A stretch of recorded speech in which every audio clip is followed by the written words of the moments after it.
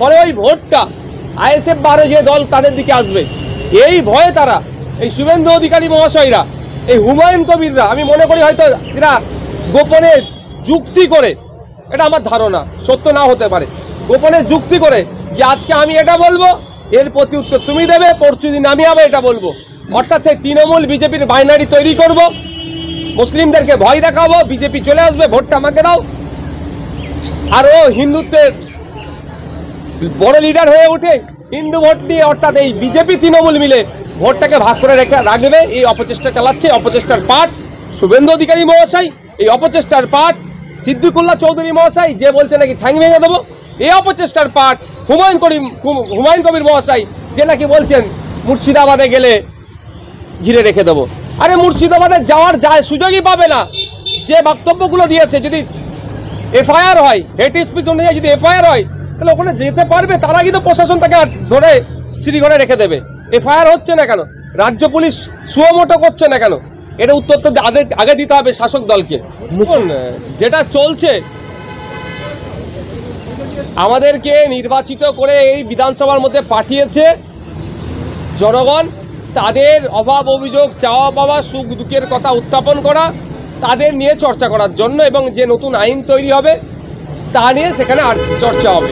আরও ভালো বা বেটার সার্ভিস কিভাবে জনগণকে দেওয়া যায়, রাজ্যকে কিভাবে এগিয়ে নিয়ে যাওয়া যায়, সেক্ষেত্রে শাসক দলের সংখ্যাগরিষ্ঠতার জোর তো সবসময়ই দেখায়। যখন আমরা কোনো বিষয় বিরোধীরা বলি যেটা শাসকের বিপক্ষে যায়, অনেক সময় চিৎকার চেঁচামেচি করে, এবং কারো আঞ্চলিক ভাষার টোন থাকলে সেটাকে নিয়েও খিল্লি হয়, কাউকে পার্সোনাল লেভেলে নেবে নিয়ে এসে অ্যাটাক করে ফেলে, মানে ভাষাগত অ্যাটাক, এটা চলতে থাকে। এটা বন্ধ হওয়া দরকার, এটা কোনোভাবেই কাম্য নয়। কারণ এখানে যারা এসেছেন, সে দাদুর বয়সী হতে পারে, বাবার বয়সী হতে পারে, ছেলের বয়সী হতে পারে, কিন্তু প্রত্যেকের একটা ডিগনিটি আছে। বা যারা এখান থেকে হয়তো বাঁকুড়া থেকে, বীরভূম থেকে, পুরুলিয়া থেকে বা দার্জিলিং থেকে আসছেন, বৈবঙ্গ থেকে আসছেন, তাদের আঞ্চলিক ভাষার একটা প্রভাব থাকে তাদের কথা বলার মধ্যে, সেটাকে নিয়েও যেভাবে খিল্লি হয়েছে, এগুলো বন্ধ হওয়ার পক্ষে। আসলে আমি এগুলো যে দুধকে দুধ পানিকে পানি তখনই হবে যখন বিধানসভার টিভি থাকবে। লাইভ টিভি চললে না বিধানসভার কোন বিধায়ক, কোন মিনিস্টার কি পারফর্ম করছে, তাদের এলাকায় যখন গিয়ে মাইকে উঠে বড় বড় ভাষণবাজি করবে, পাবলিক তখন তাদেরকে জিজ্ঞাসা করবে যে আপনাকে ভোটটা দিয়ে বিধানসভার মধ্যে পাঠিয়েছিলাম আমার ভালো বলার জন্য, আমার উপকারে আসার জন্য, তা না করে আপনি ওখানে নাটক করছেন, ওখানে গিয়ে এই কার কীরকম ভাষায় কথা বলছে সেটাকে নিয়ে খিল্লি করছেন, আঞ্চলিক ভাষার টান ধরে, এগুলো বন্ধ হবে। থেকে যে কথা ছিল তুলে দিতে হবে, দেয়নি, আক্রমণ নেমে এসেছে। এটা নতুন কথা তো নয়। ভয় দেখিয়ে চমকে ধমকে বলছে দ্বিতীয় কিস্তির টাকা আসবে না যদি প্রথম কিস্তির যে টাকা আসে তার থেকে কাটমানি না দেয়। গত কয়েকদিন আগেই মালদাতে আবাস যোজনায় বাড়ি পাইয়ে দেব এই বলে বাড়িতে ঢুকে তৃণমূলের এক নেতার ছেলে এক নাবালিকা শ্লীলতাহানি করেছে। এ অবৈধ লেনদেন চলছে, অন্যায় চলছে, এর বিরুদ্ধে বললেই বিরোধীদের ষড়যন্ত্র হচ্ছে। আজকে হাউসের মধ্যে বলেছি মাননীয় মন্ত্রীকে, এই আবাস যোজনায় যে দুর্নীতি হচ্ছে বন্ধ করার একটাই উপায়, যে সার্ভেয়ার আছে, যে সার্ভে করতে যাবে তাকে আগে চূড়ান্তভাবে বলে দেওয়া যে সার্ভেকৃত বাড়ি যদি ভুল তথ্য দেওয়া হয় অন্য কাউকে ধরার প্রয়োজন নাই, যে সার্ভে করবে, যে স্ট্যাম্পটা দেবে, যে সিগনেচার করবে, অর্থাৎ সেই সার্ভেয়ারের বিরুদ্ধে আইনত ব্যবস্থা নেওয়া হবে, তাহলে দেখবেন এই দুর্নীতিটা অনেক কমে যাবে। এখন দেখার বিষয় যে রাজ্য সরকার এই ফর্মুলাটাকে নেয় কি নেয় না। আচ্ছা, দোল উৎসব পালনের জন্য এবার হাইকোর্টের দ্বারস্থ হতে হচ্ছে সাধারণ মানুষকে। দোলের রঙে বাধা নয়, হাইকোর্ট বলে দিয়েছে। ক্লাব এবং দোল মেলার মাঠকে ঘিরে মামলা হয়েছে একটা হাইকোর্টে, এবং দোল উৎসব পালন প্রসঙ্গে বীরবাহা হাঁসদা বলেছেন শুধুমাত্র পরিবেশ রক্ষার কথা বলা হয়েছে, বিজেপি বিভাজনের রাজনীতি করে খেলছে। এই যে মামলা এবং বীরবাহা হাঁসদার বক্তব্য, এটাকে কি বলবেন?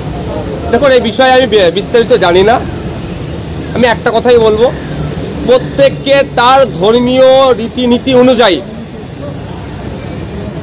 তার ধর্মীয় উৎসব পালন করার পূর্ণ স্বাধীনতা দেওয়া হোক। সাথে এটা যুক্ত করব, ধর্মীয় উৎসব পালন করতে গিয়ে আমার দেশের রাষ্ট্রীয় যে ব্যবস্থা, আইন, সংবিধানের বহির্ভূত আমাদের কার্যকলাপ না হয়ে যায়, এটা আমাদের মাথায় রাখতে হবে। Thank you. ট্রলি ব্যাগে ভরে ফেলতে এসছে। আজকে পানাগড়ে মহিলাকে ধাওয়া করে তাকে গাড়ি উল্টে তাকে মার্ডার করা হয়েছে। আজকে নিউ টাউনে টোটো চালক বাচ্চা মেয়েকে তুলে নিয়ে গিয়ে সরকারি জমির খাস জমির মধ্যে গিয়ে জঙ্গলের মধ্যে তাকে রেপ করে মার্ডার করেছে। আর কত ঘটনা বলবো আপনাকে, কত ঘটনা আপনি শুনতে চান আর বলুন। সাম্য রায়, আপনার সঞ্জয় রায়, ঠিক আছে, আর কত রায়, আপনি আর কত রায়কে বাঁচাতে চান আপনি বলুন তো। আজকে ভবানীপুর থানা, কালীঘাট থানা, মানে সেখানে বুড়ি বুড়ি 2 নম্বরই কেস পুরো ভর্তি হয়ে গেছে। আর এই মাননীয়া কি বলছেন নাকি ভোটাররা এসছে এখানে জাল ভোটার। আর জাল ভোটারকে তো আপনি ঢুকিয়েছেন, আপনারই তো তারা ভোট ব্যাংক। আজকে আপনি হেরে যাচ্ছেন বলে আজকে আপনি এই ধরনের কথাবার্তাগুলো বলছেন। তিনি বলছেন দিল্লি কারচুপি। আরে দিল্লি কারচুপি করেছে, দিল্লিতে সবাই দেখতে পেয়েছে। আজকে দিল্লিতে আম আদমি পার্টি মুছে সাফ হয়ে গেছে। আগামী দিন বাংলায় এই দুর্নীতির সরকার, এই তৃণমূলের সরকার, এই চোরামূলের সরকার, এই গরু পাচারকারী, কয়লা পাচারকারী পুরো সাফ হয়ে যাবে। মানুষ মাফ করবে না এদেরকে। আপনি নন্দীগ্রামে দাঁড়িয়েছিলেন, সেখানে হেরেছেন। আপনি ভবানীপুরে দাঁড়িয়েছেন, সেখানে হেরেছেন। এবং আপনার আগামী দিন যেখান থেকে আপনি দাঁড়াবেন সেখান থেকে মানুষ আপনাকে হারাবে। আমরা ভবানীপুরবাসী আপনাকে ভবানীপুরে দেখতে চাই না।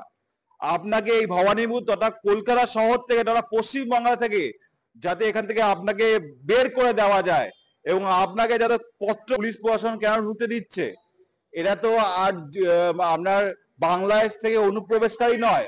আপনি বলছেন কি অন্য রাজ্য থেকে এখানে এসে তারা ভোটাধিকার হচ্ছে, তা অন্য রাজ্য থেকে এখানে এসে আপনি তাহলে তাদেরকে ঢুকতে দিচ্ছেন কেন?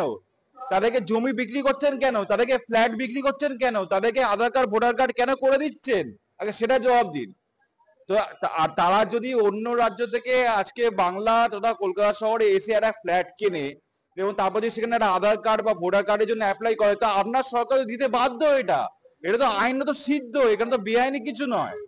তো এইগুলো যখন যখন এতই কষ্ট হচ্ছে, তারা এখানে এসে ভোটার হয়ে যাচ্ছে এবং আপনাকে ভোট দেবে না, আপনার এটা মনে হচ্ছে, তাদেরকে বার করে দিন। সমস্ত অবাঙালি ভোটারদের পশ্চিমবঙ্গ তথা কলকাতা শহর থেকে বার করে দিন। আমি এটাই আপনার কাছে বলবো মাননীয়া। আপনার এই ধরনের উস্কানিমূলক মন্তব্য করে আপনি একটা কলকাতা শহর তথা পশ্চিমবঙ্গের সার্বভৌমত্বকে আঘাত করছেন। মানুষ আপনাকে ছেড়ে কথা বলবে না। আপনি যে এই ধরনের কটূক্তিমূলক কাজকর্মগুলো নিজের বক্তব্যের মাধ্যমে প্রকাশ করছেন সমাজের কাছে এবং আপনার মিডিয়া চ্যানেলের মাধ্যমে, এতে মানুষ প্রচুর বিরক্ত।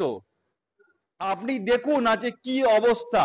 আজকে কুমোরটুলি ঘাটে, ঠিক আছে, একজন মহিলা তার পিসি শাশুড়িকে কুচু কাটা করে কেটে